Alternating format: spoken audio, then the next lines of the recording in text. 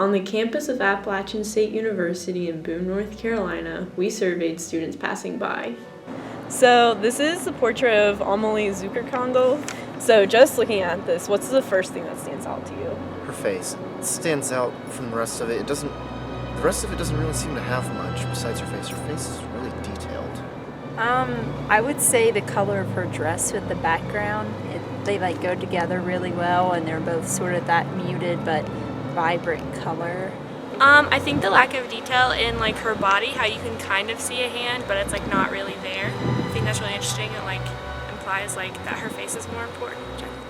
In reality, portrait of Amalie Zuckerkandl is not a grainy image printed onto an 8 by 11 inch piece of paper from the internet, but a 128 by 128 centimeter oil on canvas on display in the Belvedere Palace in Vienna, Austria. Indeed, as we have heard from people on the streets, viewers find this painting's value in the beautiful technique and style used by Gustav Klimt. However, there is more to this painting than what meets the eye.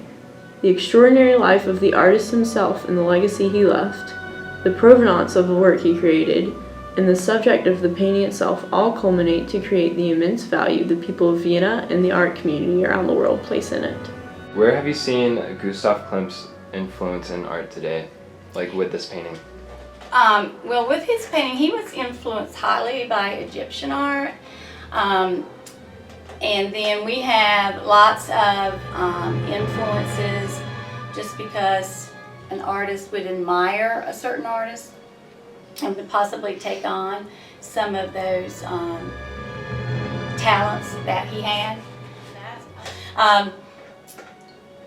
Mainly what I would say his influence today would be in design, because he was very meticulous in creating his works, and also the use of gold leaf and silver leaf. Mm-hmm. What makes his work special, stand out from everyone else that you've seen from this time period?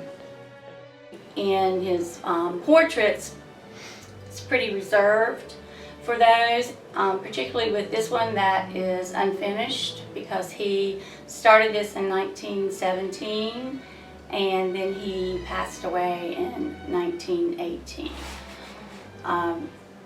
So you can, if you compared this with his other works, you would see that it does not have the detail. It was beginning. This almost, particularly the background, looks impressionistic. It's still a beautiful work, but unfinished according to how you would compare it to his other works. Gustav Klimt was born in 1862 in Baumgarten, a suburb outside of Vienna in the Austro-Hungarian Empire, to a poor family with many children. When he was 14, he enrolled in the Viennese School of Arts and Crafts, where he was recognized for his talents and passed with flying colors. In 1883, he, his brother Ernst, and his friend Frank Match completed their studies and opened a joint studio, and they quickly became popular among the cultural elite at the recommendation of his professors. In 1892, Klimt's father and brother passed away, leaving him emotionally unstable and financially responsible for his family.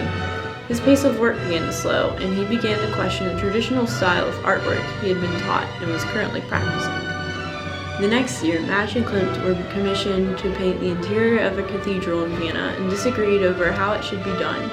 Klimt was more interested in developing his personal style, whereas Match thought it best to continue in the traditional way as a team. Klimt left the Künstlerhaus, Vienna's leading association of artists, amidst this controversy, claiming that they were monopolizing art sales and exhibits in 1897. Rebelling against the conservatives, he helped found the Vienna Secession and assumed leadership as the first president. The secessionists promoted young, up-and-coming artists who strayed from the traditional. They also introduced Vienna to works from all over Europe and even printed their own periodicals that would widely circulate their ideas. It was during this time that Klimt entered his mature golden age, producing renowned works such as Adele Bloch-Bauer, Field of Poppies, and The Kiss. Until his end, while his style made shifts, he continued to paint portraits of women and nature.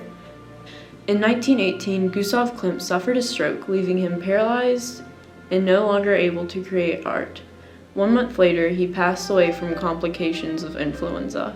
He was 55 years old. At the time of his death, Klimt was considered part of a bygone era, as the first true modern movements, largely abstract, took off across Europe. He left little influence on these new developments, and while some artists, such as Egon Schiele and Oskar Kokoschka, revered him early on, they later moved on to create their own styles. However, Gustav Klimt did leave his mark on the art community, contributing to the establishment of Symbolism and Art Nouveau as prominent movements throughout the continent. Arguably more importantly, however, he was able to transform Vienna into a respected cultural center when the secessionists gave many young artists the spotlight they needed to succeed. Klimt started the portrait of Amalie Zuckerkandl in 1917 while being commissioned by Jewish art collector Ferdinand Bloch-Bauer. Unfortunately, his unexpected death left the painting unfinished. Shortly thereafter, the piece was given to Bloch-Bauer, who would display it in the bedroom of his Vienna mansion for the next 20 years. In 1938, Bloch-Bauer was forced to flee Austria because of the Nazi invasion, leaving everything behind. He spent his time during the war in Zurich, Switzerland, while his belongings were under protection order. What happened to the painting during this time period remains a mystery, but many suspect the Nazi lawyer Dr. Erich Führer gained possession of it and listed it as Nazi property. Amalie Zuckerkandl's son-in-law came across the work, but was unable to return it to Bloch-Bauer due to his death in 1945. He later sold it to the art collector and former owner of the Viennese New Gallery, Vida Künstler. Künstler retained possession of the painting up until her death in 2001, where she then donated it to the Austrian Gallery in Vienna. Since the 2001 death of Vida Künstler, there has been a debate over who the rightful owner of the portrait of Amalie Zuckerkandl is. Many argue that the painting should be returned to the heirs of Ferdinand Bloch-Bauer, but a panel granted the legal ownership of the painting to Austria in 2006. Even though she is the subject of the painting, she remains largely overlooked. Miriam Amalie Schlesinger was born in 1869 in Vienna. She converted to Judaism in order to marry Dr. Otto Zuckerkandl, a surgeon and urologist who became university professor and head of the surgical department in the hospital used by the Jewish community. Her sister-in-law, Berta Zuckerkandl, introduced the couple to Gustav Klimt, and he began sketching out her portrait in 1914 when she was 44 years old. When the Great War broke out in Europe, Amalie Zuckerkandl and her husband left Vienna for Lwów, Poland, where she worked as a nurse in his hospital.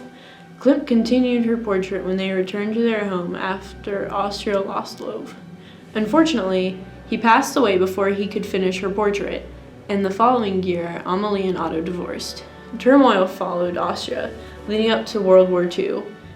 In 1942, Amalie and her daughter were deported by the Nazis to Theresienstadt and were eventually killed in the Belzec extermination camp. A cruel twist of irony for a wealthy woman who was imprisoned because of her connections with Judaism when she converted for love. When we think of the word value, we may think in terms of money. Yes, portrait of Amalie Zuckerkandl is very valuable in this sense. The style and technique makes for a beautiful painting, even if incomplete. Klimt's famous name adds to its reverence, and its provenance, especially concerning its fate with the Nazis, makes this work even more intriguing. But perhaps even more valuable than money is its cultural place. To the art community, this painting is one of Klimt's last, and a reminder of the importance he was in influencing the Symbolism and Art Nouveau movements during his lifetime. While he is not recognized as a true modern artist, he helped to create the bridge between old and new, past and present in Vienna. To the people of his native city, he is credited as one of the founding fathers of the secessionist movement, leading to Vienna's reverence as a city of artistic innovation and respected cultural community. The arts became a source of pride and prestige. Yet to the family of Amalie Zuckerkandl, the portrait is valuable in a much more personal way. It is a sort of memorial for their lost loved one, and on a greater scale, a memorial for the Jewish heritage lost during Hitler's reign in Nazi Germany. In fact, the unfinished portrait of Amalie Zuckerkandl eerily reflects the life of not only the subject herself, but the lives of millions imprisoned during the Holocaust. A sentence not completed, a story with no ending, a masterpiece partially painted, a life taken much too soon. Klimt's work can never be finalized, but by preserving what was completed, we can honor those lost.